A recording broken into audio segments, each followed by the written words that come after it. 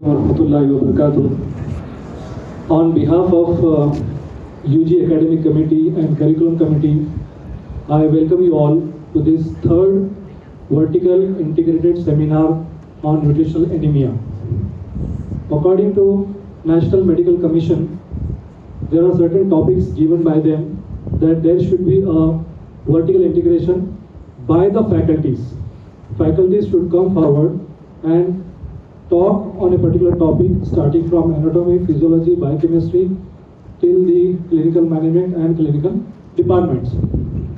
So from the month of July, we have started this activity by involving the medical students. So today we have 2025 batch. So I welcome you all. This is your first seminar. We requested your first year HOD that we want to involve you. So I hope that when next seminar will be there, 2 or 3 students will take part in this seminar. So this is the activity which is recommended by National Medical Commission and also Maharashtra University of Health Sciences. So first we had vertical seminar on ischemic heart disease, second we had on tuberculosis, and third now we are having on nutritional anemia. So nutritional anemia is a common public health problem. And it not only involves first year department, but second year also and final year department also, involving pediatrics, obstetrics and gynecology, medicine department, TB chest department. So there are no department left which is related with the anemia. So to have this seminar, today we have 8 students. They have volunteered themselves for presentation. So I invite all the participants to the stage so that we can start the seminar. So we have 8 students. 2 are from 2021 batch and 6 are from 2023 batch. So I request all of you, please give a warm welcome to them. So first we have Rahat Patel, Sabah Siddiqui, Abdul Rahman Khadri, Alfiya Sheikh, Sayyid Rizwana, Sheikh Irshad Jilani, Nisbar Zamindar and Naushuba Ansari. So 4 will sit here, first 4 will sit here, second 4 will sit here, so that we have the presentation in sequence. So this is the first activity we are doing in this Hazrat Maulana Ghulam Muhammad Wastani Auditorium by involving undergraduates. So I am very thankful to our management, Dr. Ilyas sir, Dr. Azhar Siddiq sir, Ishrat madam, RM Khalid and my UG academic team and all medical education unit and all the faculties and all the students for coming and taking part in this program. Today we have 4 judges. First judge is Dr. Lalit Une sir. He is professor and head department of pediatrics. Second judge we have Dr. Hina Kausar. She is professor in the department of community medicine. Third judge we have Dr. Mahesh Tangre. He is professor in the department of obstetrics and gynecology. And also we have 4th judge also, Dr. Piyush Narkade sir. He is also professor in the department of pathology. So the judgment is going to be very strict, and I am very happy that these students, they have taken a lot of efforts to make this presentation successful, and they have prepared a very nice presentation. So it will be very tough for the judges to choose best 3 among them. So all students will get the certificate, and best 3 presentation will get first, second, third prize. So I request Rahat to start her presentation on physiology of hemoglobin and iron metabolism.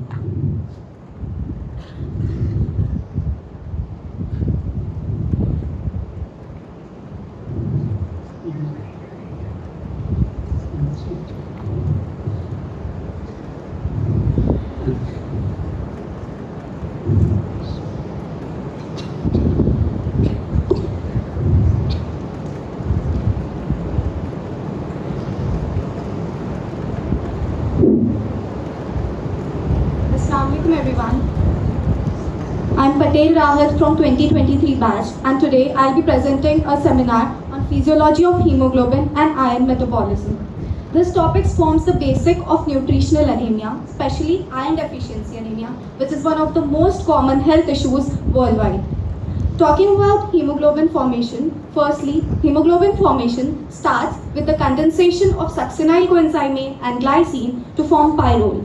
4 pyrrole rings come together to form protoporphyrin 9, and with the addition of ferrous ions, it forms heme.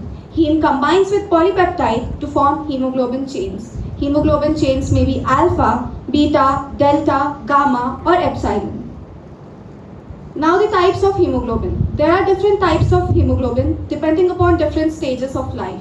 Firstly, adult hemoglobin, which is hemoglobin A, consists of 2 alpha and 2 beta chain, and it consists of 97% of adult hemoglobin. Hemoglobin A consists of 2% and is formed by 2 alpha and 2 delta chains. Hemoglobin F, that is fetal hemoglobin, consists about 1% in adults, and it has 2 alpha and 2 gamma chains. The 2 zeta and 2 epsilon chains dominate in earlier embryonic life, and in later embryonic life, 2 alpha and 2 epsilon chains dominate. Now we'll talk about the iron metabolism. You can see in this diagram. Duodenum is the main site for absorption of iron. The iron in the food is in 2 forms, that is ferrous and ferric iron. The ferrous iron is the absorbable form of iron, whereas the ferric iron is not absorbable. So it needs to be converted into ferrous iron first. Now we'll see how it is converted. In the enterocytes of duodenum, we have 2 transporters, that is duodenal cytochrome B and divalent metal transporter 1. So firstly, in the intestinal lumen, we have Fe plus 2 ions and Fe plus 3 ions. The duodenal cytochrome B converts Fe3 plus ions into Fe plus 2 ions. And then the divalent metal transporter transports the Fe plus 2 ions, that is ferrous ions, in the enterocytes. This divalent metal transporter is a symporter. So it transports 2 ions together. One is protons, another is ferrous ions. Talking about the ferrous ions, these are very toxic to the cells. So we need to convert it into non-toxic form. There are 2 methods to convert them into non-toxic form.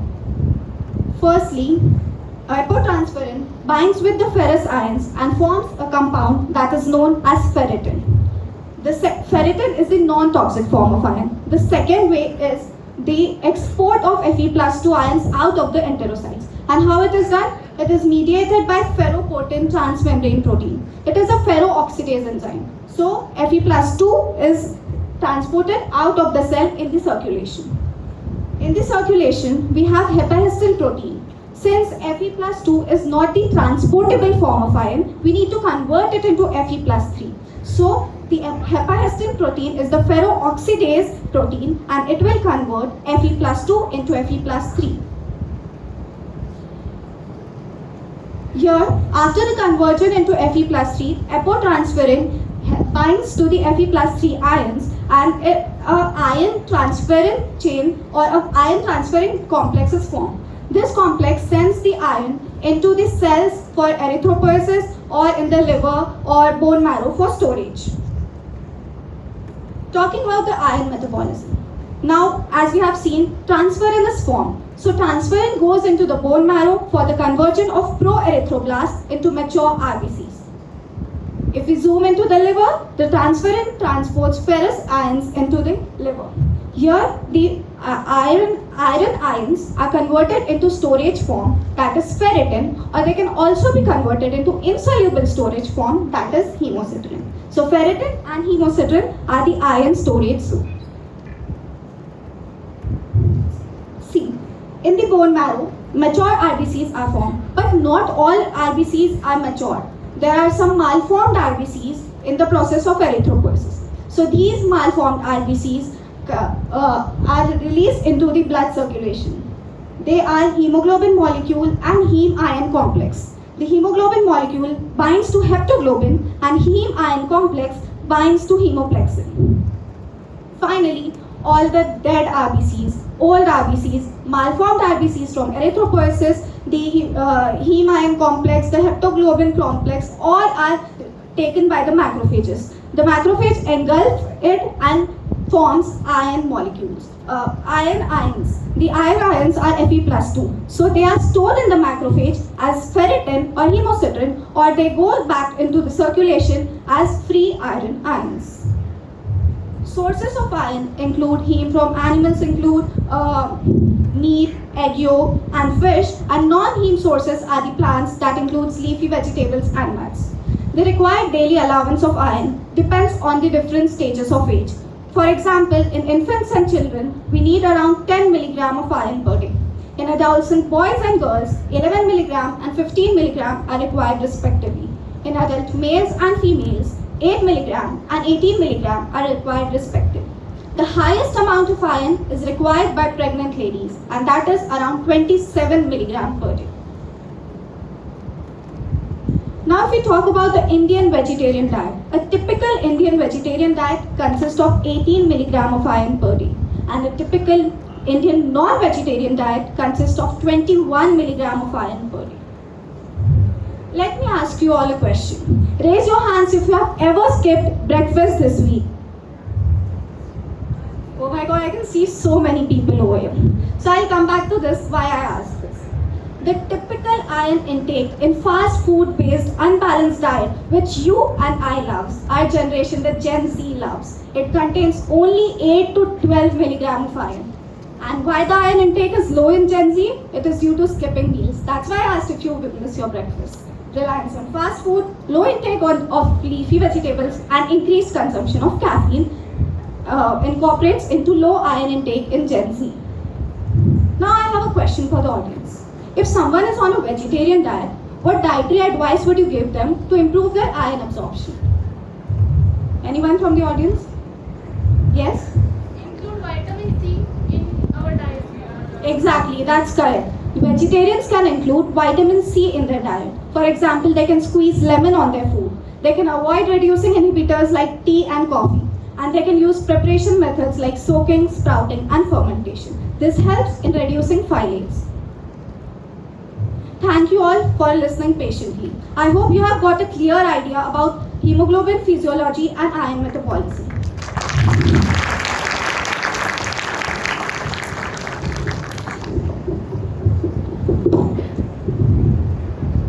So she has finished within her time limit. Actually, 8 minutes are allotted and they can extend their presentation by 2 minutes. She has put a very nice question. The reason behind not taking breakfast came into my mind that our students are keeping themselves wake up till 2 o'clock in the night. So how they will take breakfast, how they get up in the morning. Okay. So make a habit of taking breakfast. And she has very nicely mentioned that how much amount of iron is present in each diet. But the important thing is that bioavailability of the iron which is present in the gastrointestinal tract means how much amount of iron is absorbed. That's why non-heme iron is considered as best compared to the heme iron is compared best from animal source, whereas the non-heme iron which is from vegetable source is having low bioavailability. So next presentation is by Sabah Siddiqui on pathogenesis of nutritional anemia.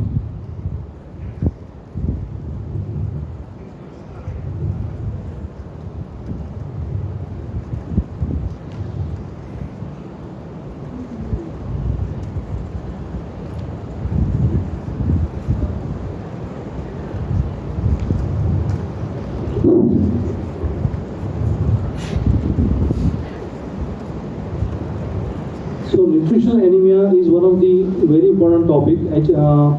The iron intake and hemoglobin level also affects on the brain development of the child.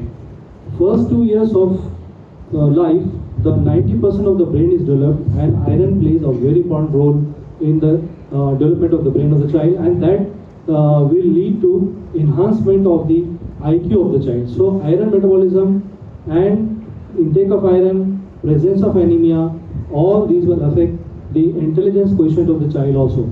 That's why some physicians, they recommend that if the iron in the diet is deficient, then regularly some amount of supplementation of iron should be taken so that the iron stores which are compensated can be replaced. sir.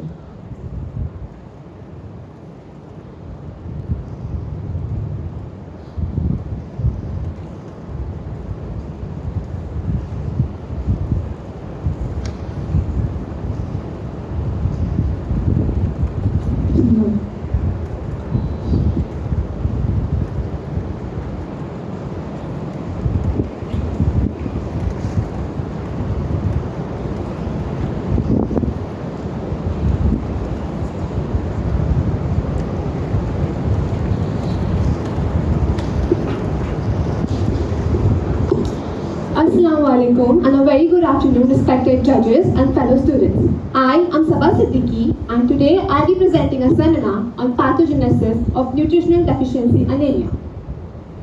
Now before we move on to nutritional deficiency anemia, I would like to ask a very simple question to the audience. What exactly is anemia?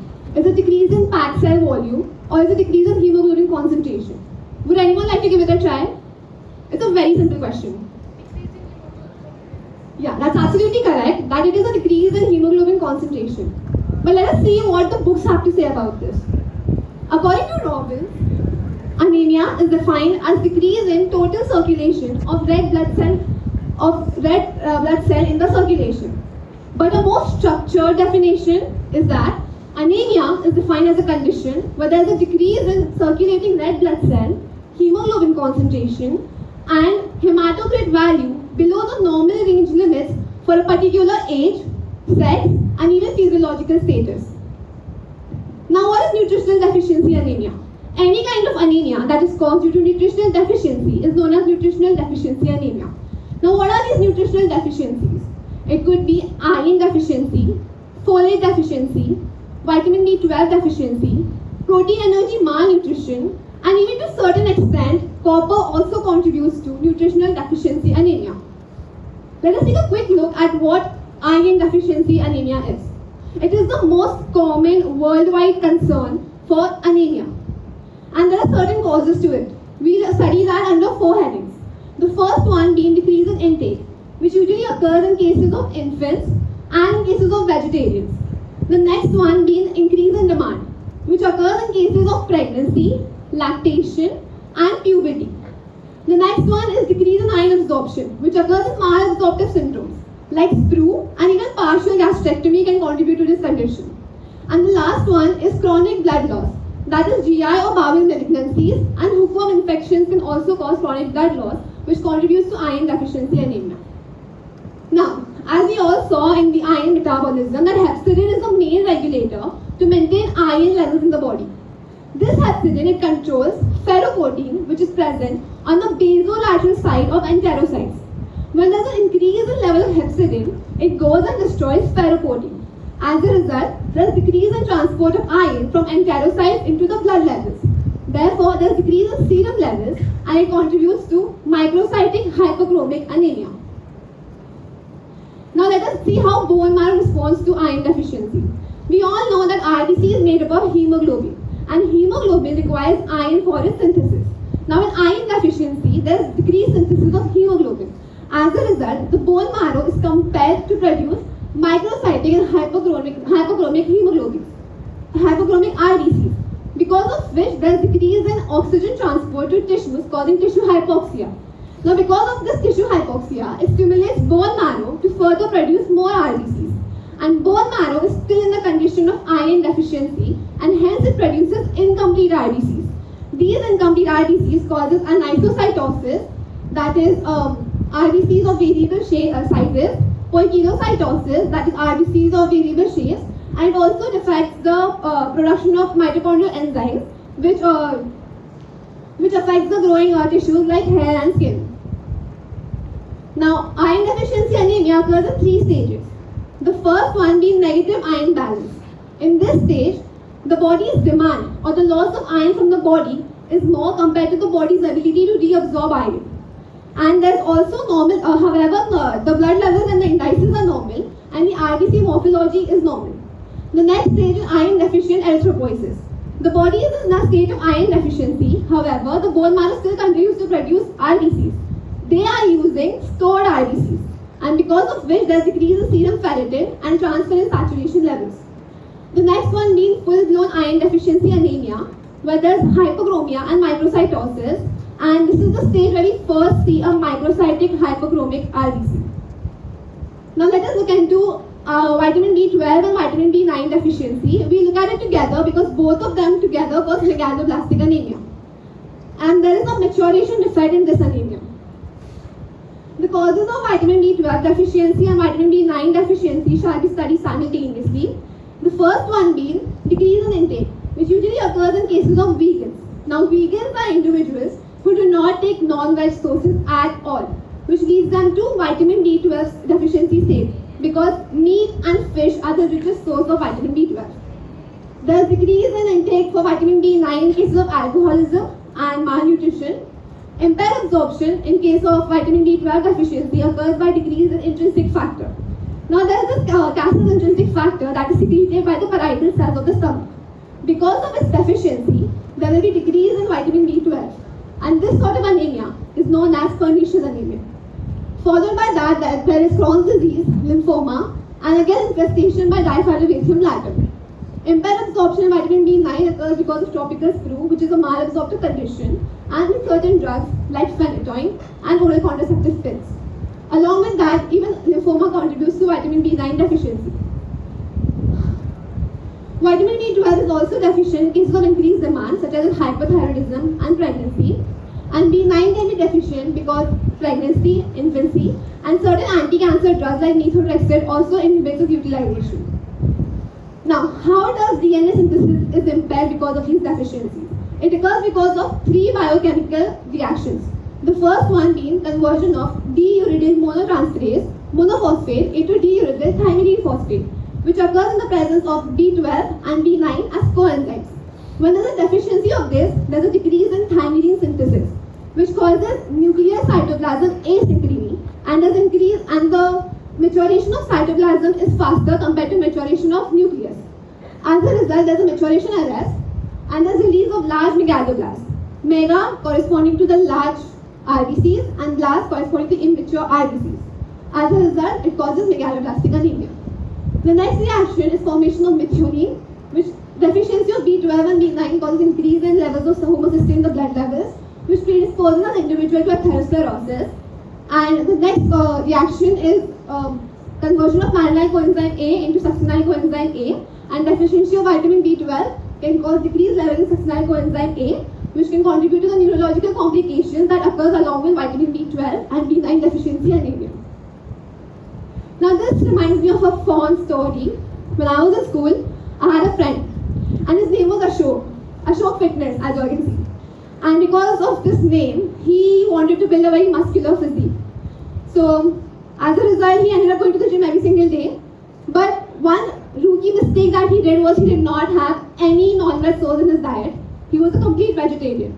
As a result, he landed into megaloblastic anemia because he underwent vitamin B12 deficiency. And from Ashok Fitness, he became Ashok Weakness. So my only advice is that please look after your diet and make sure your body's nutritional demands are met. The next sort of anemia is anemia due to protein energy malnutrition. This is a multifactorial condition. The first one means there's inadequate protein intake, so there's lack of synthesis of hemoglobin. The next one is bone marrow malfunction. There is decrease in erythropoiesis. As a result, there is hyperproliferative anemia. There is micronutrient deficiency, which together contributes to the anemic condition in this condition. And there is oxidative stress and membrane fragility. Certain antioxidants like vitamin E are also required to maintain the membrane stability. So when there is an overall deficiency of nutrients, it contributes to the membrane fragility and causes increase in hemolysis. Last but not least is anemia due to copper deficiency. We already saw in iron metabolism that how copper-dependent enzyme contributes to iron metabolism.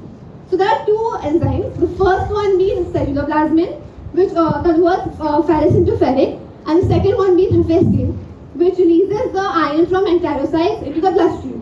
When there is a copper deficiency, there is impairment in function of these two enzymes. The next one is that DNA synthesis and cellular respiration also requires copper, and when there is deficiency of copper, the erythroid progenitor cells are not matured and do not undergo perfect differentiation, causing anemia. With that said, I would like to conclude today's seminar by saying that Although nutritional deficiency anemia is silent but a significant health concern, especially in a country like India, let us all sitting together take a pledge and make a renowned commitment that from here onwards, whenever we see an individual like Ashok, we will educate him and make him aware. Because in this fight against nutritional deficiency anemia, awareness is the first step, action is the next. Thank you.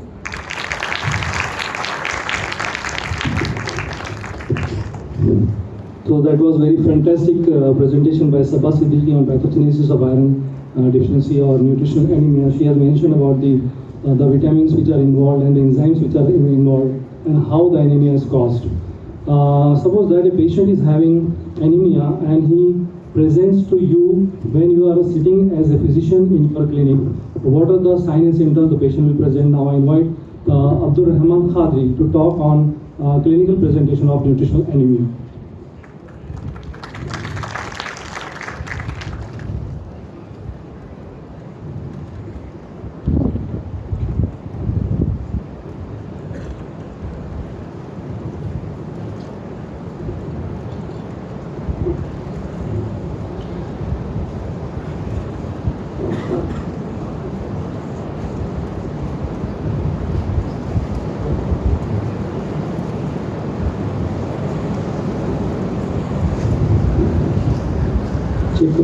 No.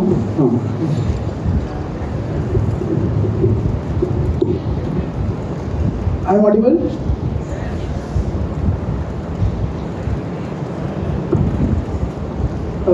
Assalamu alaikum and good afternoon to one and all present here. I am Abdul Rahman Khadri from batch 23 and third year student, and today in this seminar I will be presenting the seminar on clinical presentation of nutritional anemias. In this seminar we will see the signs and symptoms of various anemias. First, what is anemia? What is anemia? Anemia is a decreased HB hemoglobin count, है ना? And what is nutritional anemia? Decreased anemia due to deficiency of essential nutrients such as iron, folate, vitamin B12 and proteins.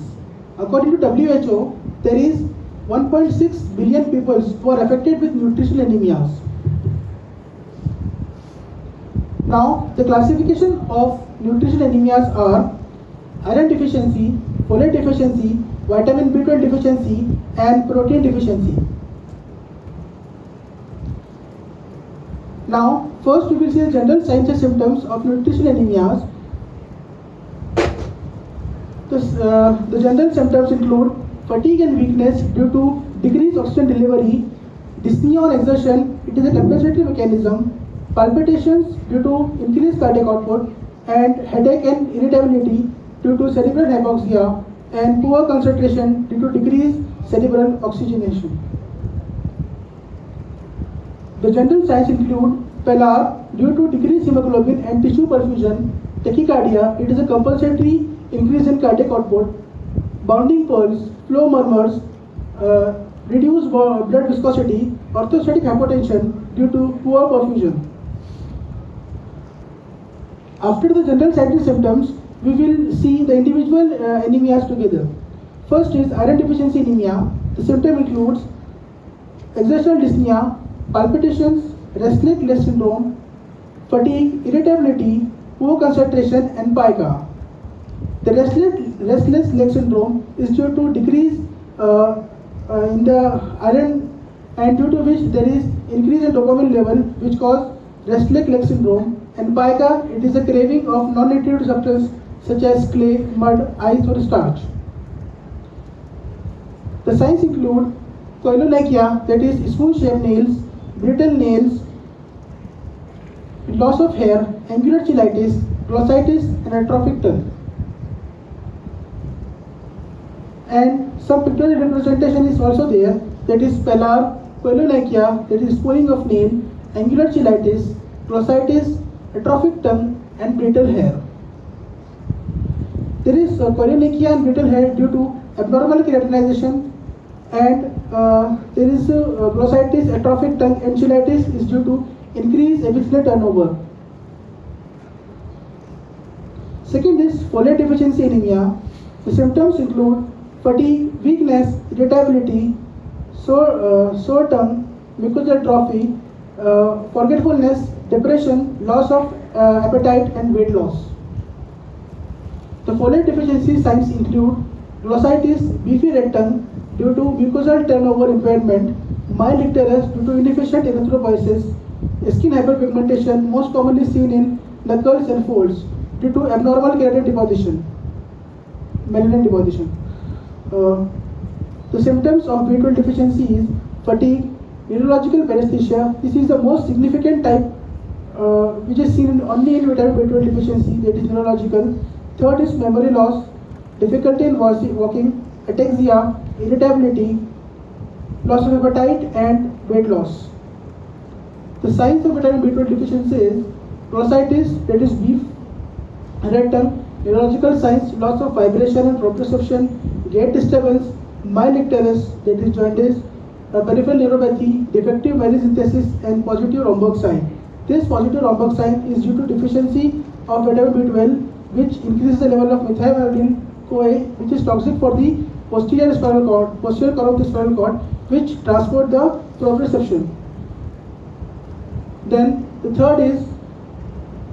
fourth is protein energy malnutrition related anemias, in which the child present with symptoms like irritability, lethargy, poor growth and development, reduced activities. The signs include muscle wasting, edema, and pale conjunctiva. The children of this condition are increased susceptible to infections, and the cause of this anemia is decreased globule synthesis. According to the Ministry of Health and Family Welfare, he conducted a survey named National Family Health Survey in the year 2019-21. According to the survey, more than 50% women and more than 60% of children under 5 years age are anemic. The causes of this anemia are poor diet, repeated pregnancies, worm infestation such as hookworm, whipworm, and fish tapeworm. In both the cases, in women and children, iron deficiency is the leading cause.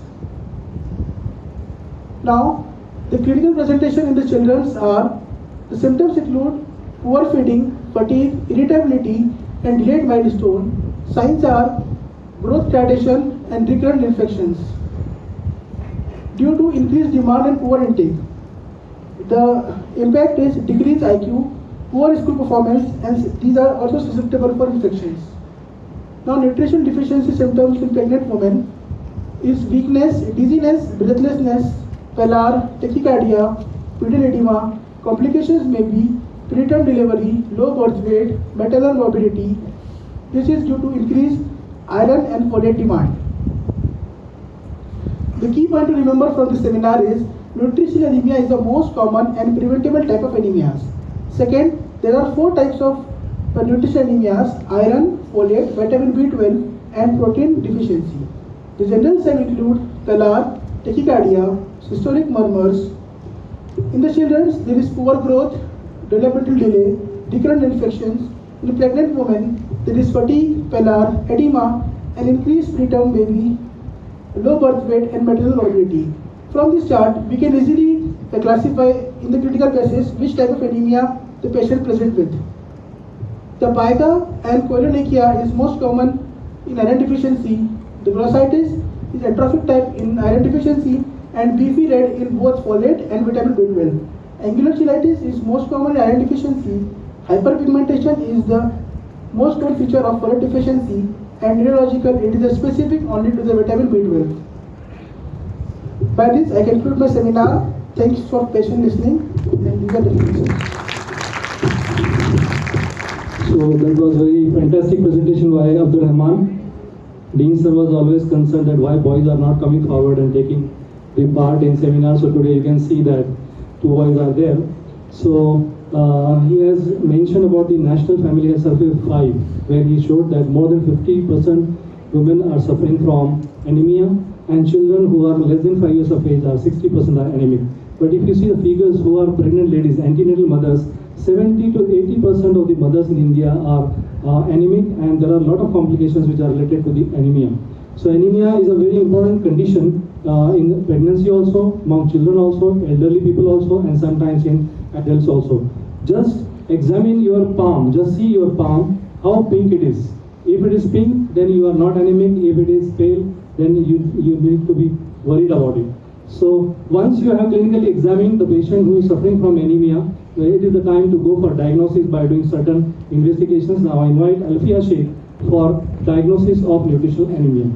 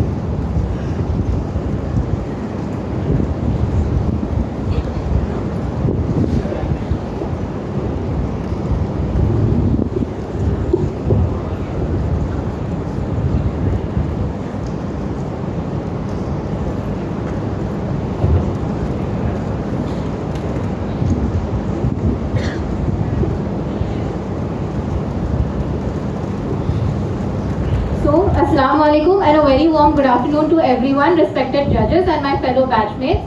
Myself, Alfia Sheikh, I am a third minor student and my topic of presentation is diagnosis of nutritional anemia.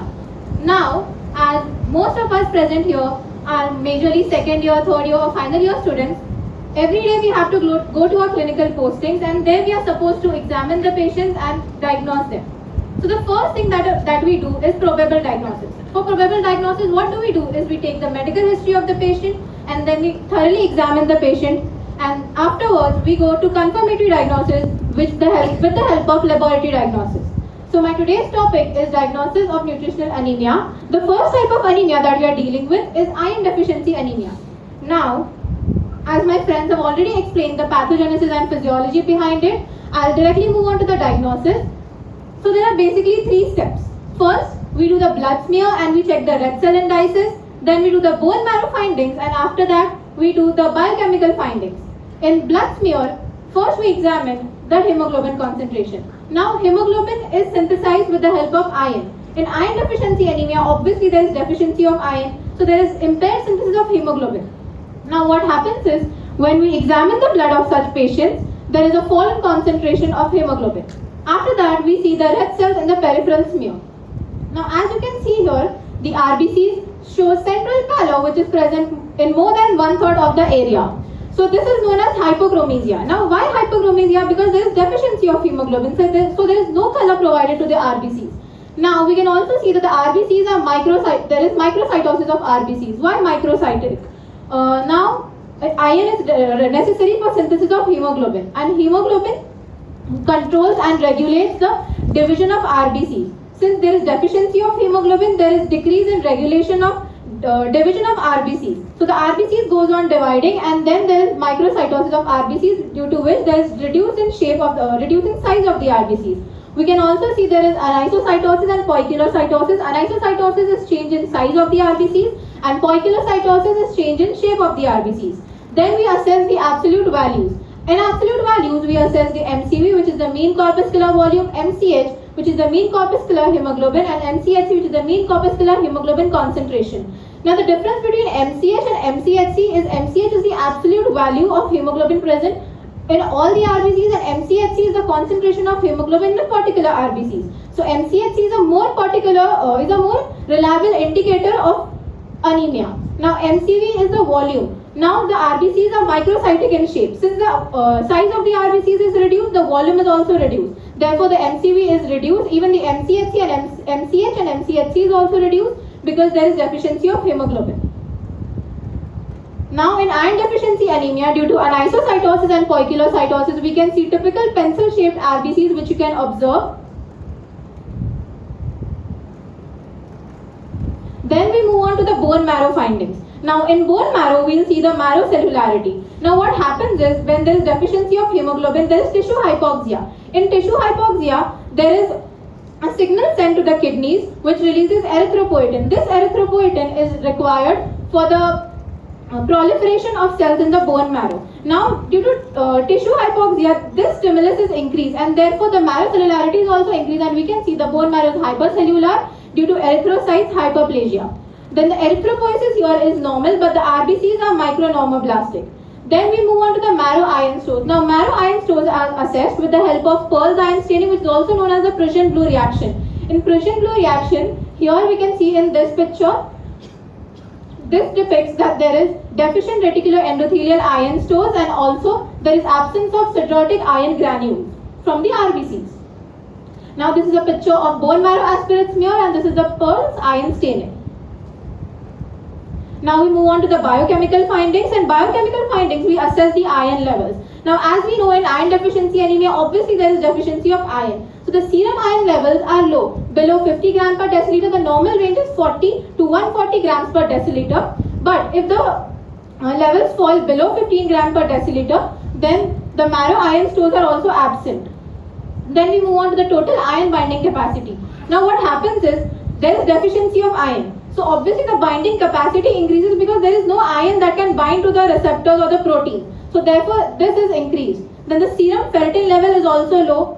And then we have serum transferrin receptor protein, which is also raised because there is deficient iron in the body.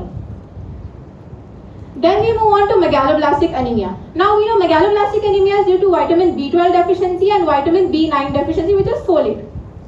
Now what happens is, we need to differentiate the specific cause also, but mostly what happens is there is deficiency due to both. Now the general laboratory findings that we can see due to vitamin B12 and vitamin B9 deficiency is, first we will assess the blood smear again.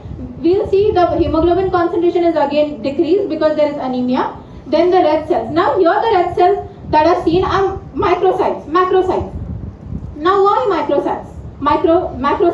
Now what happens is, there is impaired DNA synthesis. For DNA synthesis, we require vitamin B12 and vitamin B9, which is folic acid. Now, because there is impaired DNA synthesis, there is impaired maturation of RBCs, and therefore there are immature RBCs in the peripheral blood smear. So therefore, we can see macrocytic RBCs. Then we can also see hypersegmented neutrophils. Again, there is impaired DNA synthesis, there is defective maturation, and therefore there is no signal that can signal the neutrophils to stop dividing. Therefore, the nucleus keeps on dividing, and then we can see hypersegmented neutrophils. Now, the exact definition for it is, most of the times it is more than 5% neutrophils containing 5 lobes, or also we can assess on the basis of more than 6 lobes present in the neutrophils. Then we can also see Howell-Jolly bodies, Cabot rings, and basophilic stippling. Again, due to impaired DNA synthesis, what happens is there are nuclear fragments that remain inside the RBCs, and therefore these can be seen on the peripheral blood smear.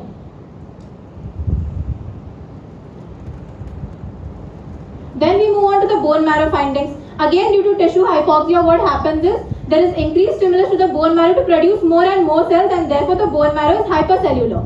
And then erythropoiesis is again normal, but with erythroid hyperplasia because more number of RBCs are seen, but these RBCs are immature ones, not the mature ones. Then we move on to the biochemical findings. Now what happens is, since the RBCs are macrocytic, these macrocytic RBCs get obstructed in the blood vessels of the spleen. Now what happens is, these RBCs, due to their obstruction, there is hemolysis. Now hemolysis of RBCs leads to release of bilirubin and LDH. LDH is lactate dehydrogenase, and therefore we can see the rise in concentration of serum unconjugated bilirubin and lactate dehydrogenase. This is a picture. We can see the megaloblast. This is a zoomed in picture. We can see a thin rim of cytoplasm, but the nucleus is enlarged. Why enlarged? Because there is not differentiation of the RBCs from the immature form to the mature form. Then we move on to the special tests. Now these special tests help us to differentiate between the vitamin B12 and folic acid. For vitamin B12, we do traditional tests, and there are new tests also. First, we'll see the traditional tests. In traditional tests, what we do is, first we'll assess the serum vitamin B12 assay. We'll do it with the help of microbiological assay or radio assay. In microbiological assay, we make the use of microorganisms that require vitamin B12 for their growth, and therefore we can check their growth and then confirm whether it is due to B12 or not. Now what happens is, due to addition of antibiotics to the test, it interferes with the microbial growth and it can also yield a false low result. Instead of that, we can do radioassay. Now what happens with radioassay is we do not use antibiotics. So the results are unaffected. This test is comparatively more sensitive, simpler and more rapid.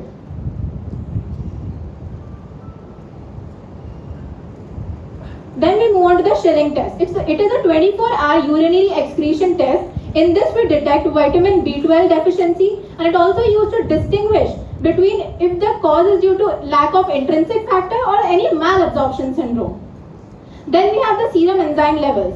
As it was already discussed previously, that vitamin B12 and folic acid both are necessary for conversion of methylmalonic acid to succinyl-CoA and homocysteine to methionine. Now what happens is, due to deficiency of these vitamins, these enzymes are not converted into the respective product and their levels is increased. Now in homocysteine to methionine, only folic acid is used for conversion of homocysteine to methionine. It is not required in methylmalonic acid to succinyl-CoA. Therefore, in folic acid deficiency, only homocysteine levels are increased, while in B12 deficiency, both the levels are increased. Then for folate, we see the urinary excretion of FIGLU. FIGLU is form-aminoglutamic acid. Histidine is converted into form-aminoglutamic acid, which is converted into glutamine. Now, for conversion of FIGLU into glutamate, we require folate. Now, due to deficiency of folate, this FIGLU is accumulated in our body and is excreted in the urine. And therefore, we can see the increased levels of FIGLU in the urine. Then we move on to the serum folate assay, which is again done with the help of microbiological assay and radioassay, which is similar to iron deficiency anemia.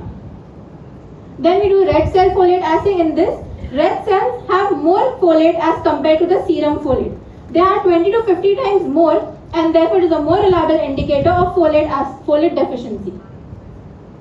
This is a comparative study between normal megaloblastic anemia and iron deficiency anemia. You can clearly see a normal red blood cell and a macrocytic red cell and a microcytic hyperchromic red cell. The red cell indices, which are increased in megaloblastic anemia and decreased in iron deficiency anemia, and marrow erythropoiesis, which is normoblastic normally, but in megaloblastic the RBCs are megaloblastic and iron deficiency it is micronormoblastic.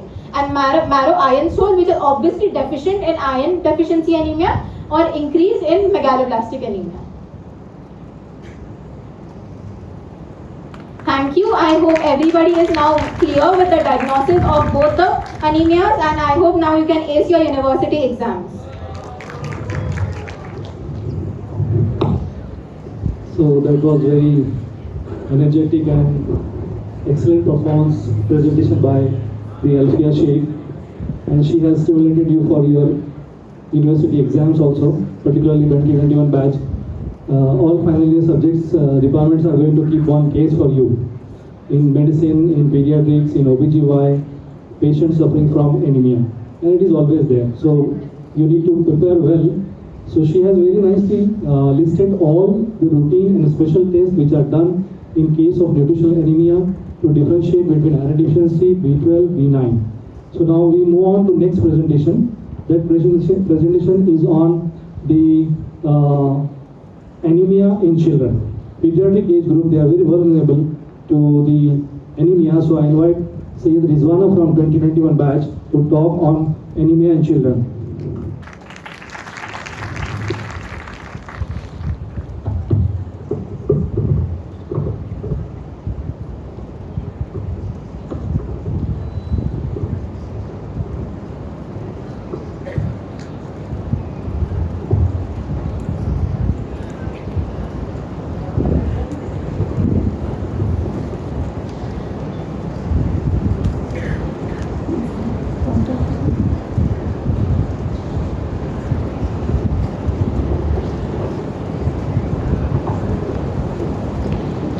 Assalamualaikum and very good afternoon everyone. Myself Syed Rizwana of batch 2021. Today I will be discussing about nutritional anemia in children, guided by Dr. Lalitunesar, HOD of Pediatric Department. So nutritional anemia in the children, it is a condition that often goes unnoticed but can have lifelong consequences if left untreated. Let's start with a case. Here's a 2-year-old boy who presents with irritability, decreased appetite and recurrent infection. There is history of pica. On examination, the weight is 8 kg and vitals are stable and heart rate is increased 142 beats per minute.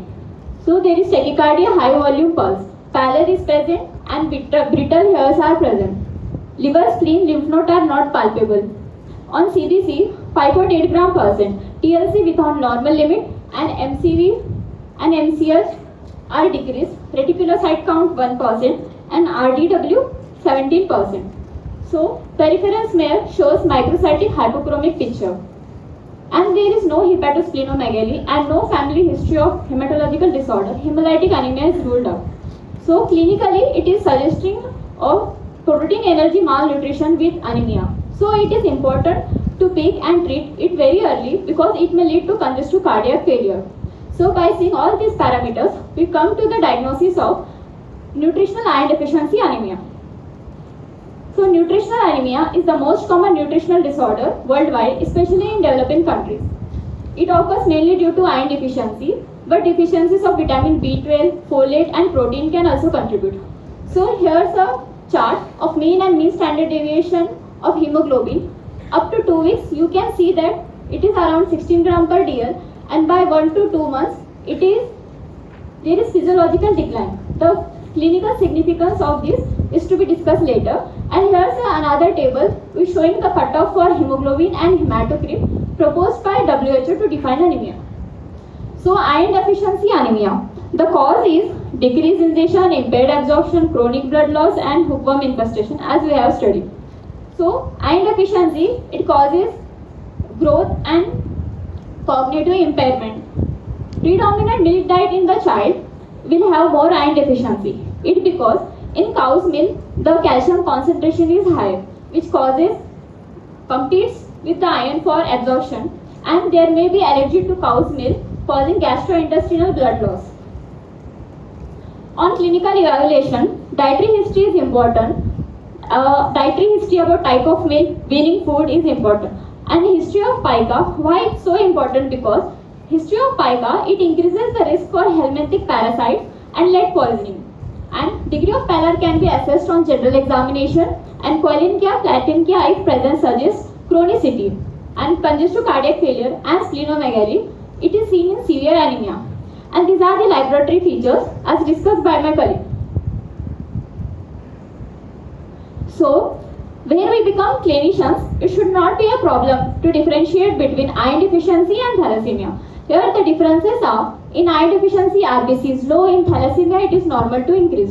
Windsor index is more than 13 in iron deficiency and less than 13 in thalassemia, and RDW is increased in iron deficiency and it is normal in thalassemia. So screening for thalassemia minor, it is important and universal screening should be done.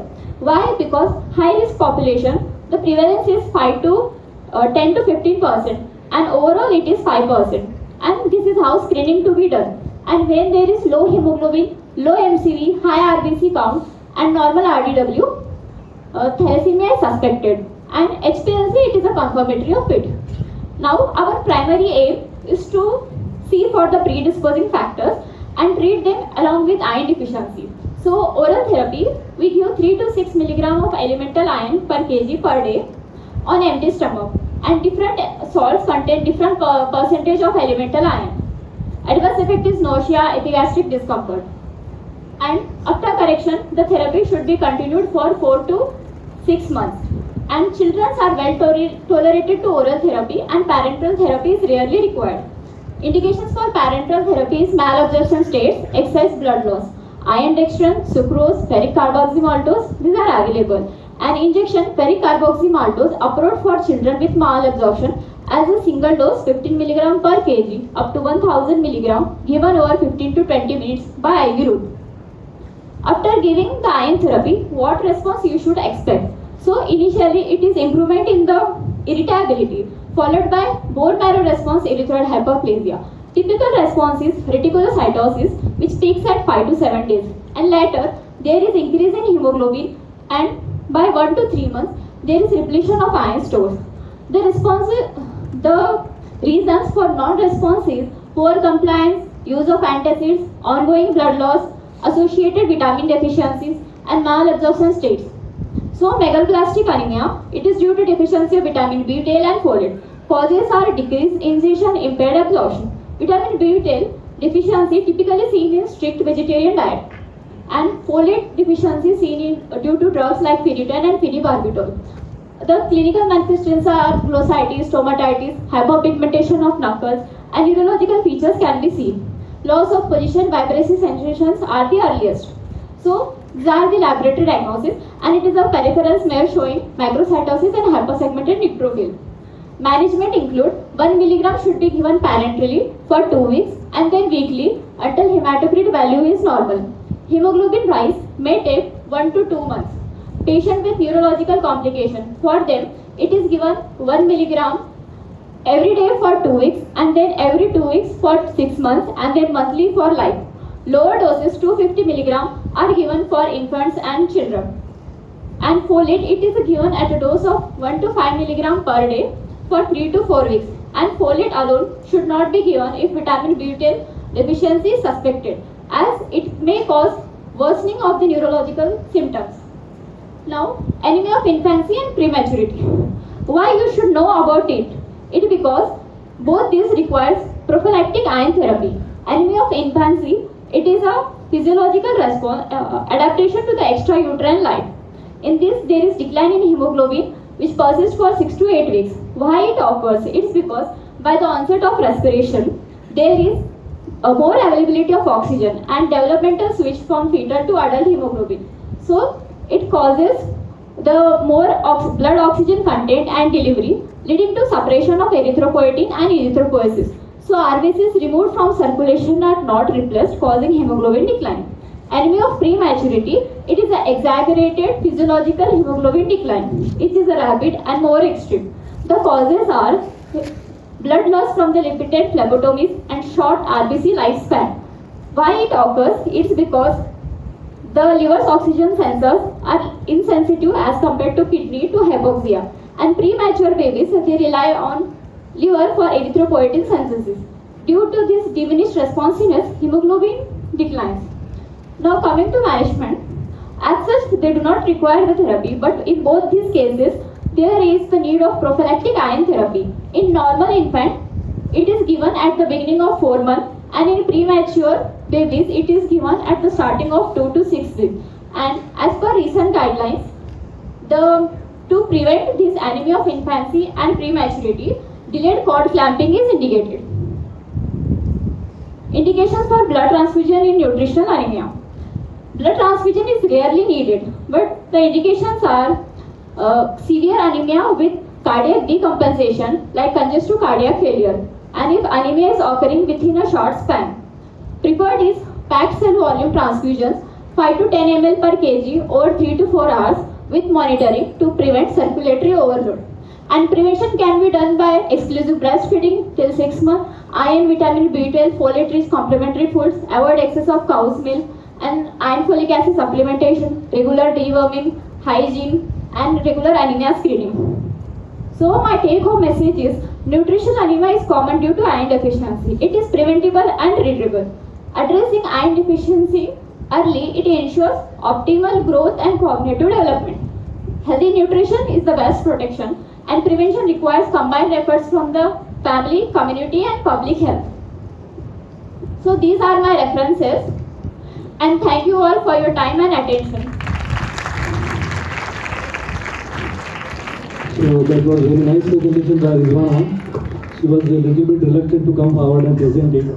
So on my request, she has came forward and did a very nice presentation. She has covered almost all aspects of the pediatric anemia, starting from the presentation, diagnosis, management, everything she has mentioned. She has very nicely mentioned about the therapy for the pediatric anemia, that is oral iron, parenteral iron, or blood transfusion. So after this, we have another special situation of anemia in pregnant ladies. Now I invite Mr. Irshad Jilani for his presentation on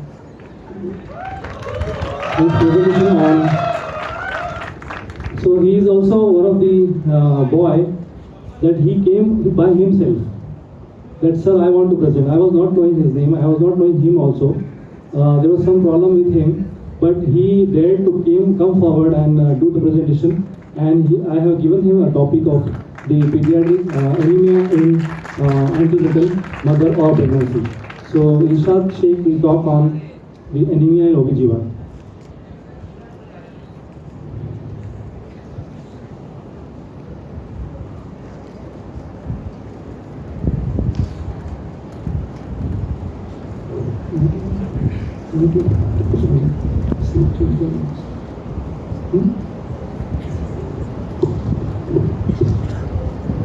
Assalamualaikum everyone. I am Irshad Sheikh from 2019 batch and currently in final year. I am going to present effects and complications of nutritional anemia in pregnancy. First of all, we will see effects on the mother. First is fatigue and weakness. In this, reduced oxygen carrying capacity of blood causes extreme tiredness and shortness of breath. Then there is next increased risk of infection, in which weakened immune response increases.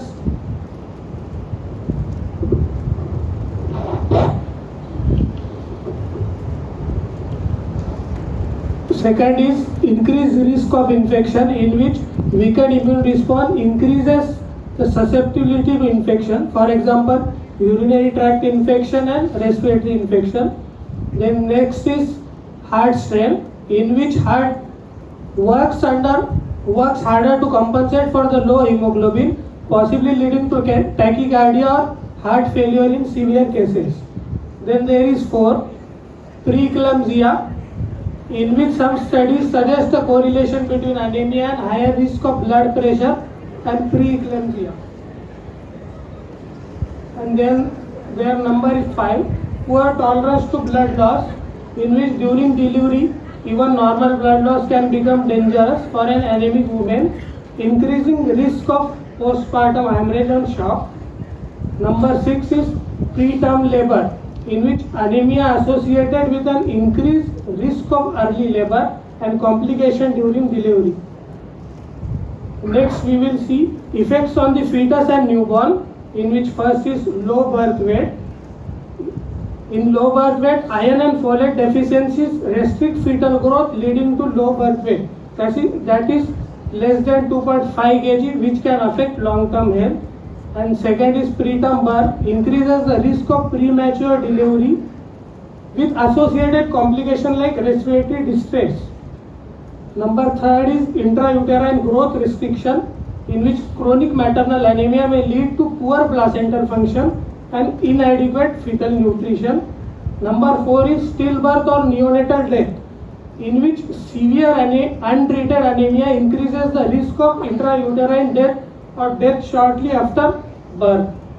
Next is infant anemia, in which babies born to iron deficient mother often have low iron stores, predisposing them to anemia in infancy, which can impair cognitive development. Next is congenital anomalies, in which deficiencies in folate in particular are linked to neural tube defects, for example spina bifida. Then we will see complication. First of all, we will see complications for the mother. First is maternal mortality, in which severe anemia increases the risk of death, especially during labor and postpartum due to poor oxygenation and blood loss. Then there is second, postpartum hemorrhage, in which anemic women have poor blood reserve, making any blood loss during delivery more dangerous and fatal. Number 3 is heart failure. Heart works harder to compensate for reduced oxygen carrying capacity, possibly leading to high output cardiac failure. The number 4 is preeclampsia and eclampsia, in which complication anemia may increase the risk of hypertensive disorder, which can be life-threatening. Number 5 is poor wound healing due to anemia, nutrition, reduced oxygen and nutrient supply, delay recovery post-delivery, including cesarean section wounds. And there is number 6, increased risk of infection. In nutritional anemia impairs immunity, increasing susceptibility to infection during and after pregnancy. Then we will see complication for the fetus and newborn as seen earlier. First is intrauterine growth restriction, second is preterm birth, third is low birth weight, fourth is neonatal anemia, next is stillbirth, sixth is congenital malformations, and seven is perinatal mortality. Thank you very much for listening to me.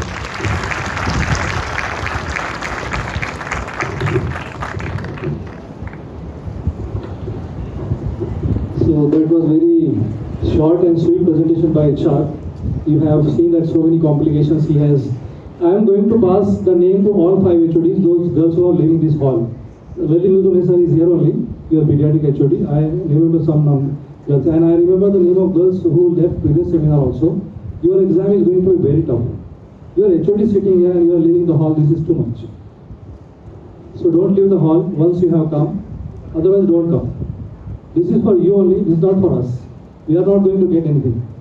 This is just for you. Just ask your seniors who appeared for PG NEET exam. They are studying so much to give right answer for the MCQ. Why? Because they have never seen cases in clinical scenarios. All clinical scenarios were given and it was very difficult to choose the answer. So when you attend such programs, when you go to the wards, when you see the cases, it becomes very easy for you. Hardly 6 to 9 students out of 300 got PG admission. So that shows our enthusiasm and performance. So please don't leave the hall. Hardly 20 minutes are remaining. Dean sir is going to come. Okay.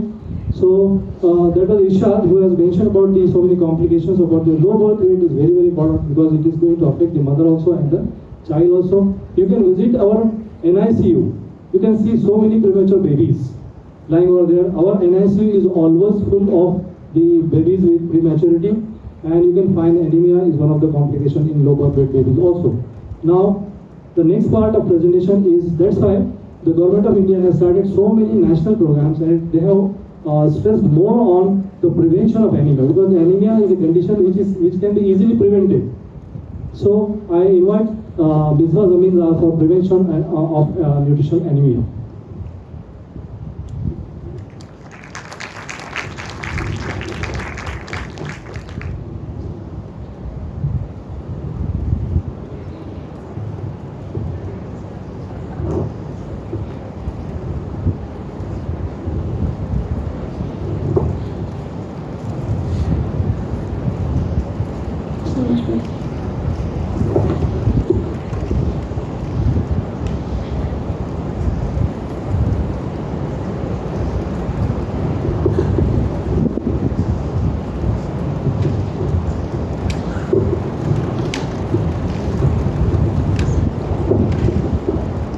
Did you all know that Marie Curie died in 1934 due to anemia, where she could have been saved if the current measures of prevention were present at that time?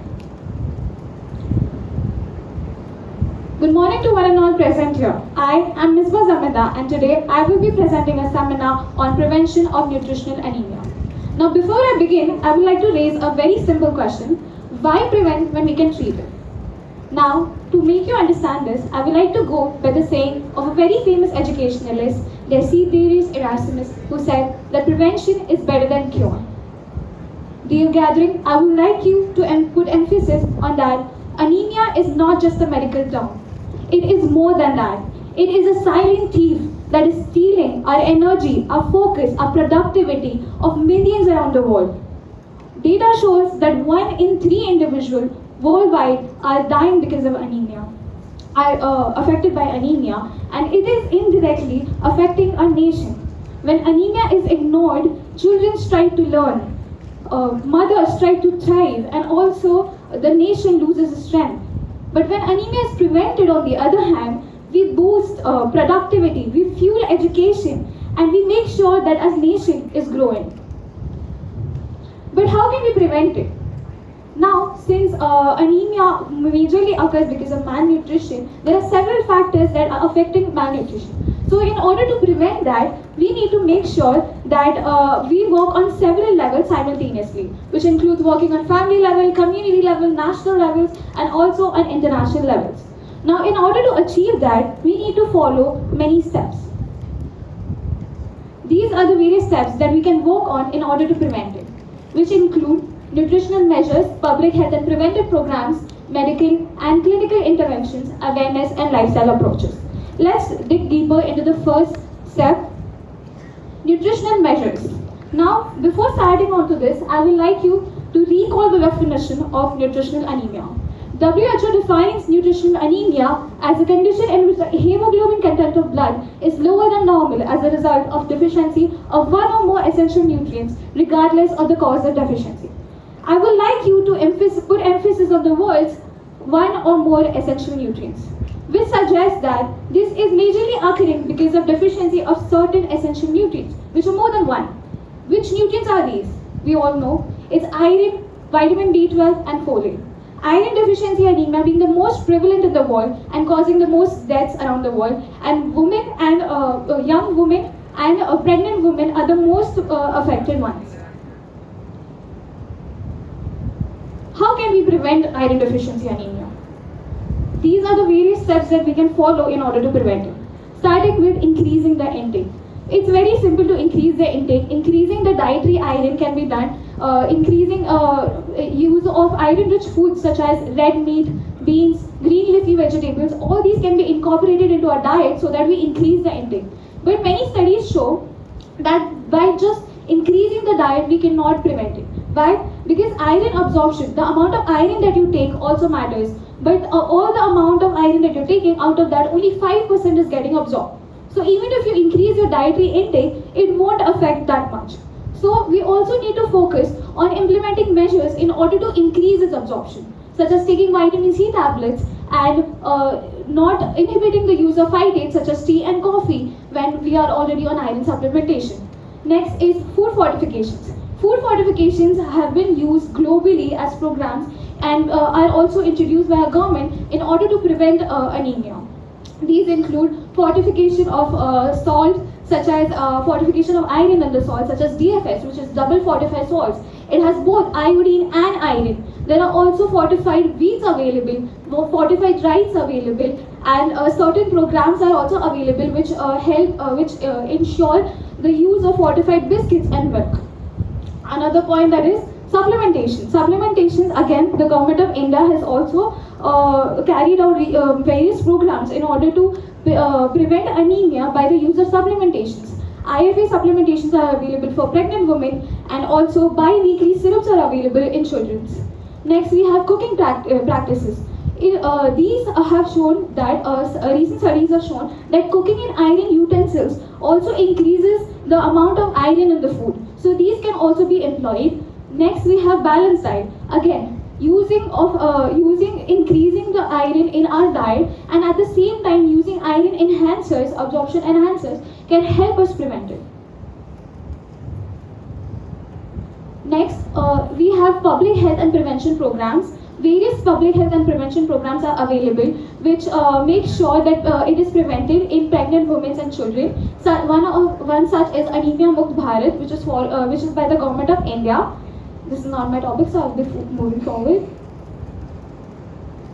Medical and clinical interventions. Early diagnosis and making sure that regular checkups are done in high-risk groups can help in preventing anemia.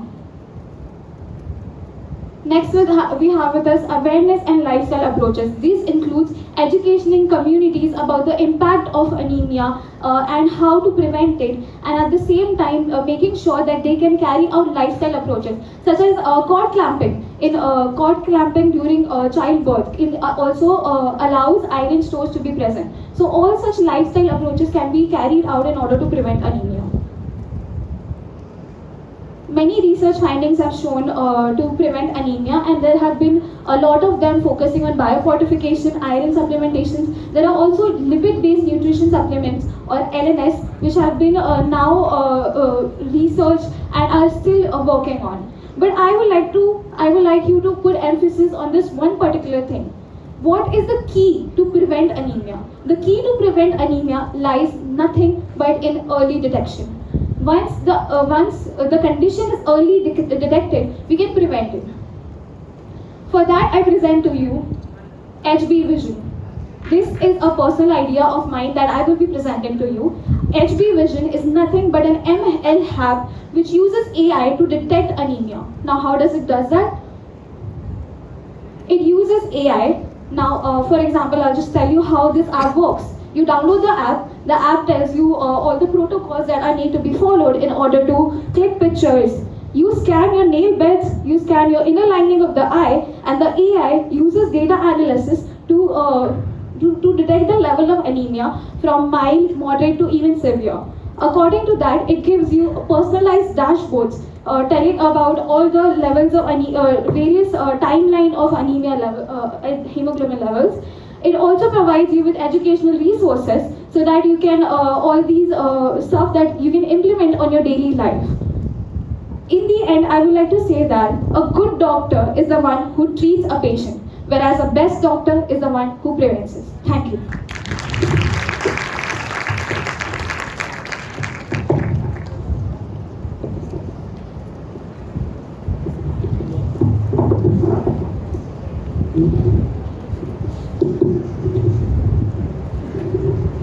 Hello. I was just thinking that how AI can be used in anemia. So Nisba has pointed out that we can do it. 2-3 months back, I attended one seminar in MIT Aurangabad. The engineers were there. They were saying that you medical people come forward and give us the concept, and we develop the app, and that can be used for detection of various conditions in medical field. So we can approach to MIT Pune for having an AI app which can be used to diagnose the nutritional anemia or other types of anemia also. So that was the prevention part of the nutritional anemia. Now we have come to the last part, that is national programs which were run by the Government of India to prevent nutritional anemia and to prevent the complications occurring because of the nutritional anemia. So I invite Noshaba Ansari from 2023 batch.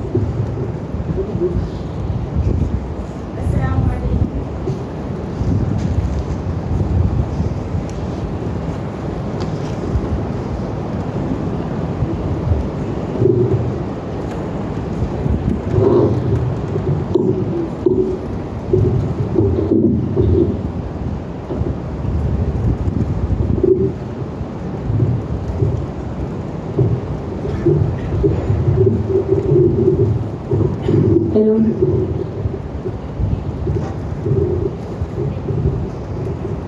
Assalamu alaikum everyone. Very good afternoon to the respected judges, teachers and my dear friends. I would like to begin with a striking fact that in India, that National Family Health Survey, National Family Health Survey 5 had told that more than 57% women and more than 67% children are anemic in India. My dear friends, you heard right. Yes, this means that even today in 21st century also, every second woman around us is likely to be anemic.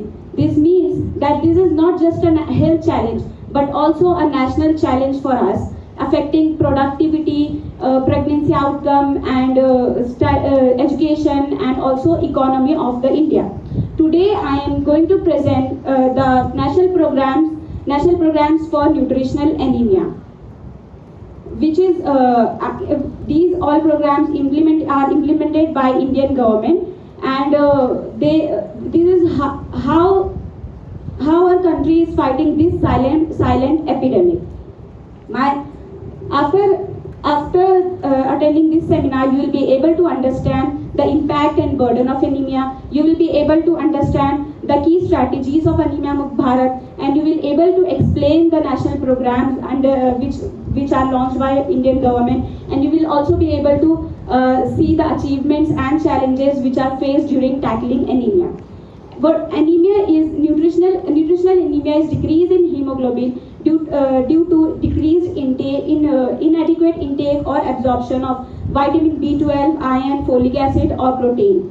And let me tell you, my friends, that India is the anemia capital of the world. Yes, India is the anemia capital of the world. Then to tackle with this, to tackle nutritional anemia, the government of India launched various programs, multiple programs.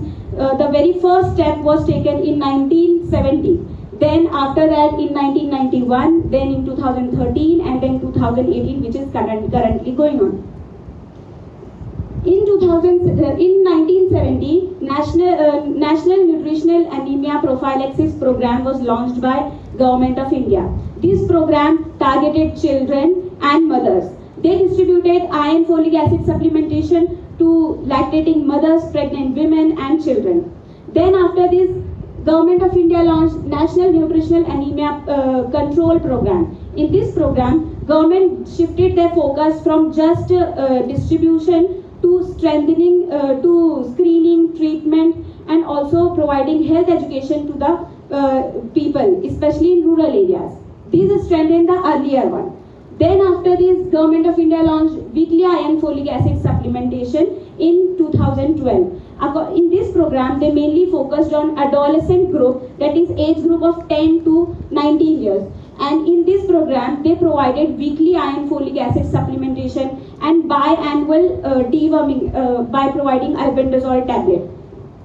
Then in 2013, National Iron Plus initiative was taken. In this program, they covered almost all age groups from 6 months to 60 years.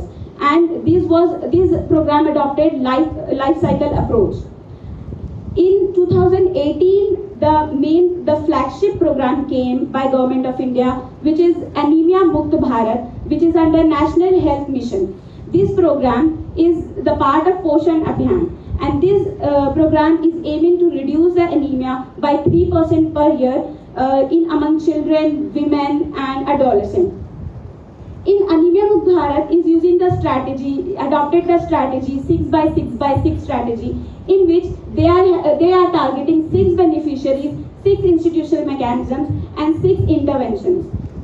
The targeting 6 beneficiaries are children from 6 to 59 months, children from 5 years to 10 years, then women in reproductive age, then pregnant women and lactating women. Then the 6 institutional mechanisms are National Anemia Mukt Bharat Unit, intra-ministerial coordination, these different ministries unit are coming together, and then National Centers of Excellence and Advanced Research to control anemia, then strengthening logistics, convergence with other ministries and digital dashboards.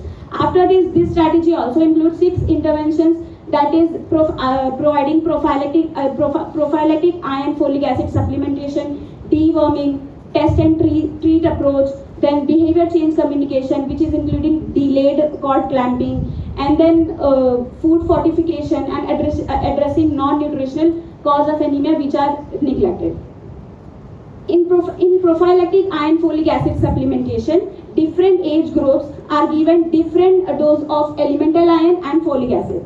The very first one, 6 months to 5 years, they are given 20 milligram of iron and 100 microgram of folic acid bi-weekly in the form of syrup. These are the smallest age groups, so they are given in syrup form. Then in 6 to 9 years are given 45 milligram elemental iron and 400 microgram of folic acid on weekly basis, and they are provided in form of tablets, that is pink tablet. Then 10 to 19 years age group, that is adolescent, women in reproductive age and the pregnant women, these all are given 60 mg of elemental iron and 500 microgram of folic acid in the form of tablet, but the pregnant women are given on daily basis because the requirements are high. Then they also included deworming. In deworming, they are providing albendazole tablets. Albendazole tablets of 400 mg. Everyone is given biannual dose of albendazole tablet. 1 tablet is given. But the children from 12 to 24 months, these are given half tablet, and the pregnant women are given only single dose of 400 mg in second trimester. These all programs would never have been possible without the efforts of ASHA workers and Anganwadi workers. These all are backbone of national programs for nutritional anemia or any national program conducted in our country. So all of these efforts are showing the achievements like nationwide coverage through school, Anganwadis, PHCs. It also created very much awareness, especially in rural areas who are not aware about nutritional anemia. Then it also we have also achieved that fortified food are given, double fortified salt also showed positive results. There is nationwide coverage, and there is a movement against nutritional anemia. So all these achievements are not just only the story, but there are persistent challenges that which has to be overcome. So we have faced challenges like compliance. There are compliance issues due to side effects of iron. And there are myths and misconceptions, especially in rural areas. They think that when they will take iron tablet, their baby will be darkened, or they will get infertility issues. Then there is also hidden deficiencies like vitamin B12. These deficiencies are often neglected. Then logistics and stockouts in rural areas. There are supply chain gaps due to which they are often neglected. People are neglected in rural areas. So in conclusion, nutritional anemia is not just a health problem, but also a development problem for our country. India has shown strong commitment against nutritional anemia by conducting and implementing programs from National Nutritional Anemia Program. So in 1970 till 2018, Anemia Mukt Bharat Program. So it is not just only government. It does not require for its success just only government efforts, but also it requires awareness, compliance, and community participation. So, ladies and gentlemen, as we conclude, let us take one thing from here, that anemia is not just a number in a blood report. It is about raising the strength of a country and future of a country. Fighting anemia is not just about raising hemoglobin, it is about raising the nation's strength. Thank you.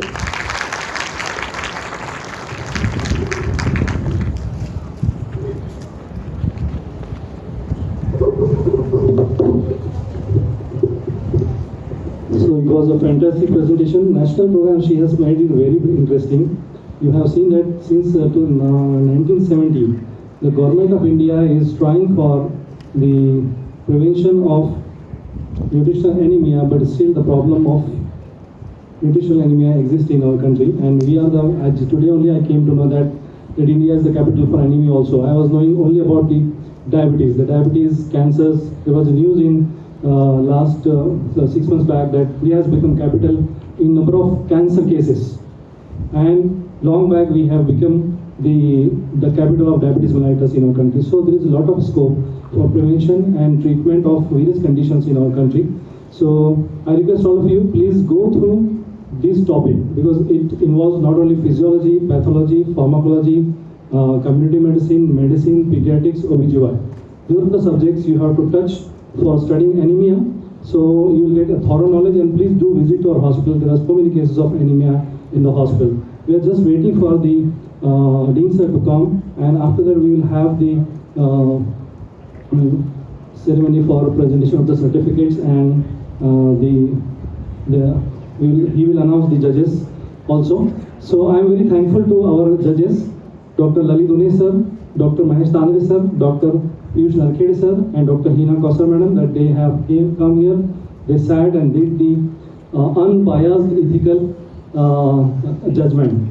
Une sir was asking me yesterday, I guided one student, how can I do judgment? Well, sir, you be ethical, you be unbiased, so everything will go smoothly. So he has done that, and I am very happy that today we started conducting program in this beautiful auditorium. Hazrat Maulana Ghulam Muhammad Wastani Sahab, he dreamed of a big institution. He always thought of the community, our community, that students should study, excel in their personal life also and academic life also. As the warden of the hostel, I have a request for you. that 2013 when first batch came, Maulana has brought water for you from Somthana Lake, 10 kilometers from here. He spent 40 lakh rupees that time just to get the water from the Somthana Lake to our campus. So I request all of you, please use the water very judiciously. बहुत कीमती चीज़ है. हमारे campus की दो ही चीज़ें बहुत कीमती हैं. एक है पानी और दूसरा है electricity. So please don't waste this wherever you are staying. एक हदीस भी है पानी के बारे में कि भाई अगर आप नदी के ऊपर बैठे भी हो तो पानी को वेस्ट करना नहीं है. So use the water judiciously. And next month we will not have this vertical seminar, but the month of November, in which we have World Diabetes Day. So we will have next vertical integrated seminar on diabetes mellitus.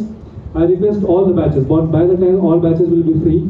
So 2 to 3 students, please give your name to your CR or BR or class representative that you are ready to do presentation. So that will allot you to the topic and you will be well prepared. Today I see that these students, they have done presentation very nicely, very excellently, and new concept, new idea also they have given, that is HB vision. So there is a potential. Students are always having a potential. Thus, the only thing required is that there should be just stimulation from the faculties so that students can come forward and excel in their academic performance. So I am very thankful again. So as I said, by the time.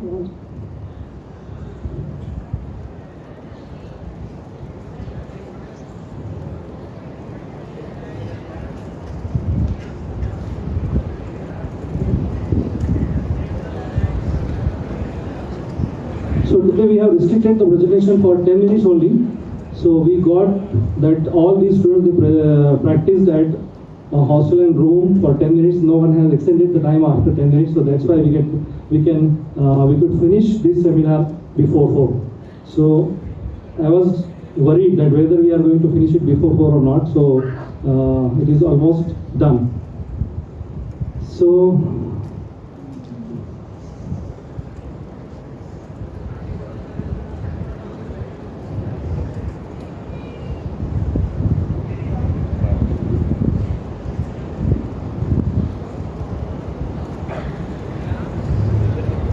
whether we can distribute certificates.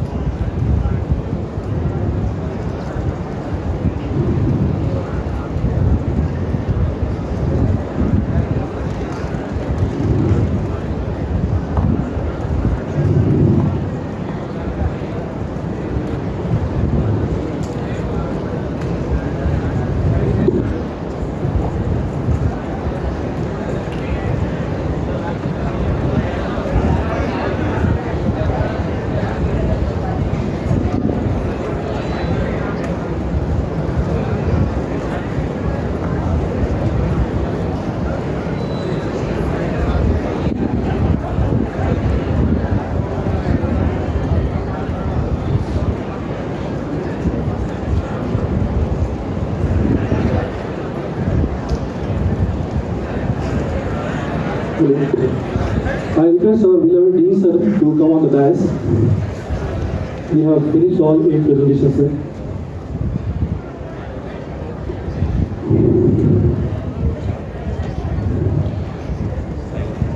Joy.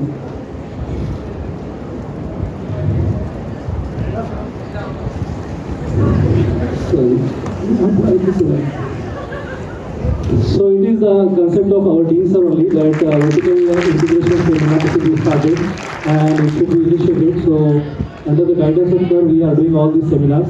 So I am very thankful to you, sir, and we enjoyed a lot in this auditorium that this undergraduate activity has held in. I request Ishwar Madam also to come on the dais. I request Dr. Tuba Fatima Madam to welcome Ishwar Madam by presenting a full floral bouquet.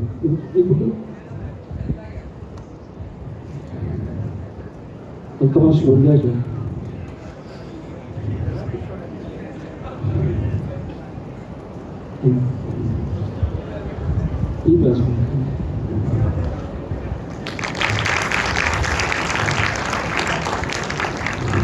I request Gogare sir to welcome Dr. Lalipune sir.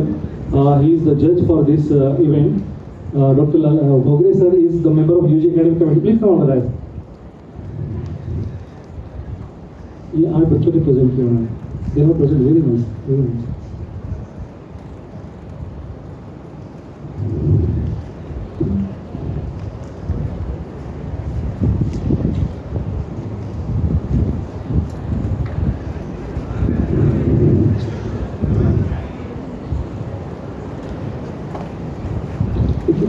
Okay.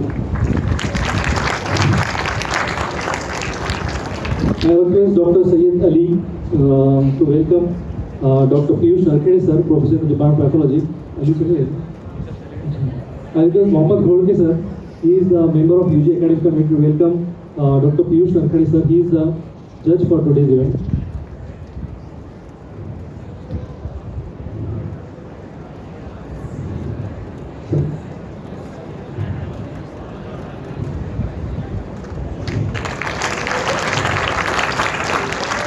I request Sunil sir to welcome Mahesh Tandre sir. He is third judge for this event. Sir, please sir, okay sir.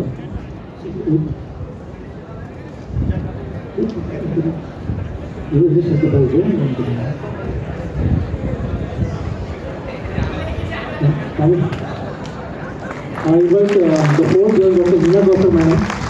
I request Ishar madam to welcome our fourth judge, Dr. Hina Kausar.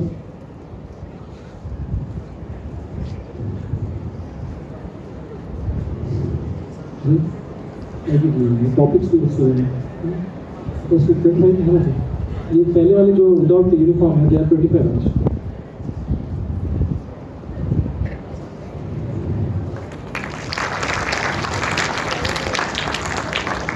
Now I request Dean sir to distribute the certificate of participation to all the participants.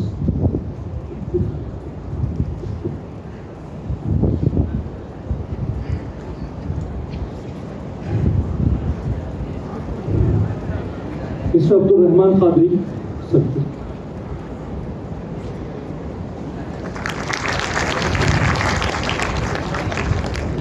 Rahat Patel.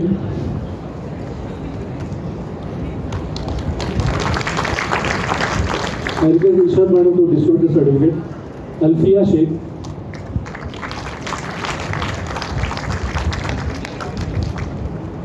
Naushuba Ansari.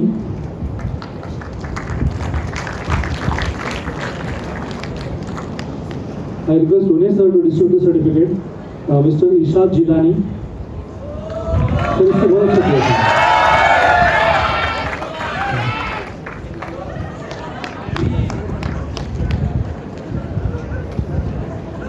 Misbah Zamindar.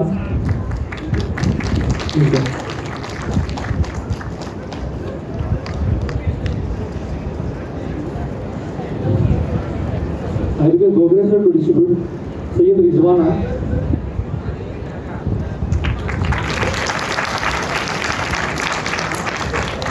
Ms. Sabah Siddiqui. So these are all the 8 presentations which were done today.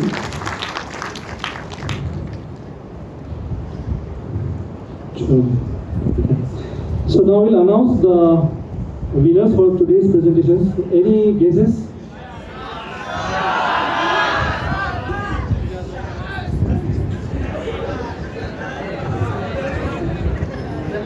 Third prize.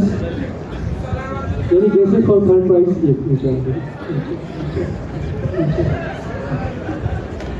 So I request Dean sir to distribute the certificate and memento to the winners. So the third winner is Rahat Patel. She has scored 9.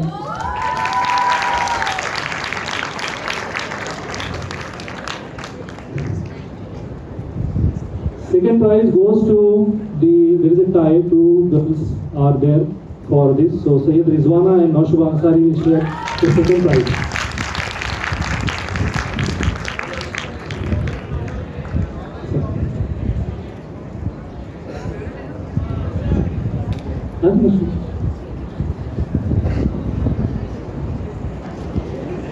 And the first prize goes to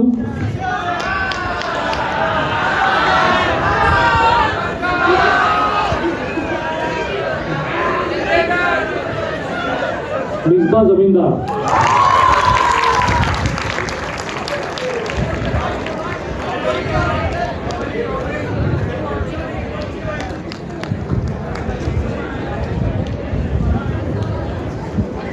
So I request Dean sir to speak few words.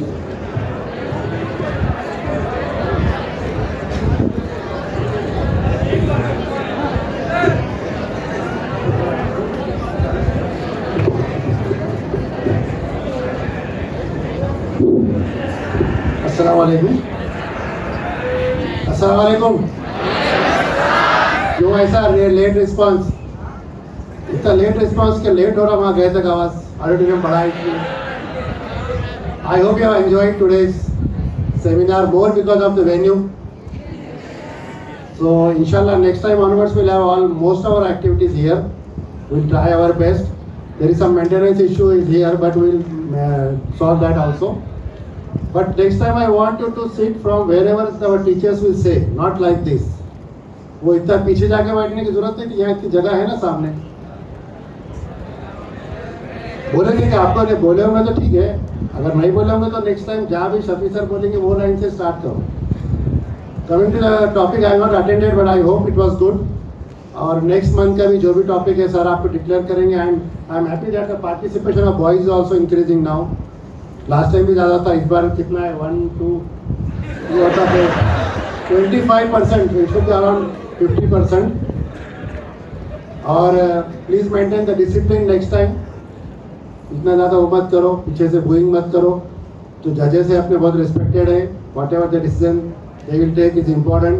तुम लोग ऐसा मत करो, हमारा friend है तो यही जीतना चाहिए। इरशाद जिलानी का नाम बहुत आ रहा था पीछे से, इतना ज़्यादा आ रहा था कि मेरे को लगा शायद सर चेंज करके ला रहे शायद पब्लिक वोट के ऊपर, डिमांड के ऊपर। Anyway, congratulations to all the participant and the winners. Time is almost over, so I will not talk much. Congratulations to you and all the best for the next activity, and hopefully we'll have more activities like this inshallah. First year you people are supposed to sit here only for the encouragement. Topic may be not understood by you because you are very new, but you should imagine now onwards that one day I will also be here, so it is for your encouragement. Okay, next remaining things I will talk to you tomorrow because tomorrow is my topic with you. Thank you. So thank you very much, sir. I request Isha madam also to speak to few words. Because of sir and Isha madam effort, we are here in that auditorium. चलो thanks बोलो। मैंने तो attend नहीं किया लेकिन बहुत मन था। बहुत अच्छे अच्छे टॉपिक्स हैं जो फाइनल ईयर में है, आई थिंक उनको तो बहुत ज़्यादा फायदा हो रहा है। आई होप लास्ट वाले फाइनल ईयर के स्टूडेंट्स हैं, राइट? तो नेक्स्ट टाइम से सेकेंड ईयर थर्ड ईयर अगर हमने ऑडिटोरियम खोला है तो सारे बच्चे आने चाहिए। वी विल ट्राई, और हर कोई पार्टिसिपेट करो। ऐसा नहीं है कि हमेशा अभी उल्टा हो रहा है, सिर्फ गर्ल्स ही आगे आ रही हैं, ऐसा नहीं है। एटलीस्ट इक्वल तो रहो, 4+4 करो। 2+6 का रेशो बहुत, लड़के क्यों चिल्लाने में ही आगे है क्या आप लोग? थोड़ा इसमें भी आगे आ जाओ तो और चिल्लाना, तब हम कुछ नहीं बोलेंगे। और congratulations to all of you, बहुत अच्छे से किया होगा आई होप, तभी तो। और हमारे जजेस भी काफ़ी अच्छे थे, तो एक्सपेक्ट है कि आगे और अच्छे से होगा। बट हम चाहते हैं कि आप लोग का पार्टिसिपेशन अच्छे से हो, तो हम दूसरी एक्टिविटीज़ भी बहुत सून, जैसे शफी सर जितने एक्टिव है उतनी एक्टिविटीज़ हम और स्टार्ट करेंगे। Thank you.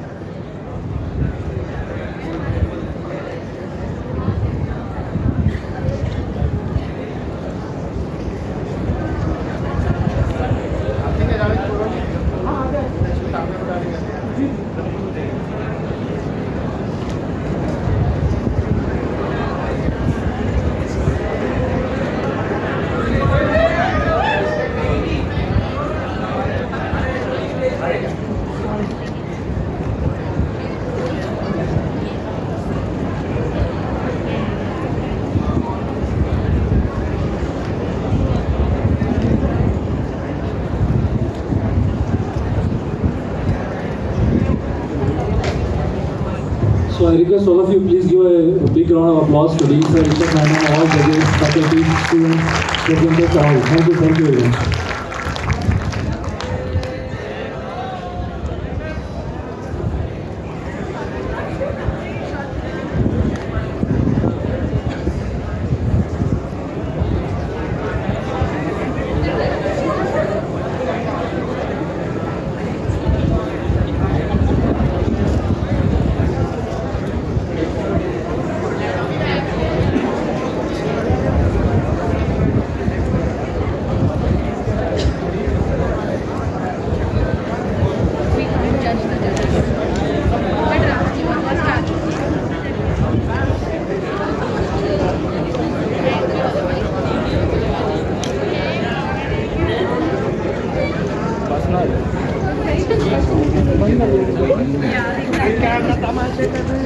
इरशाद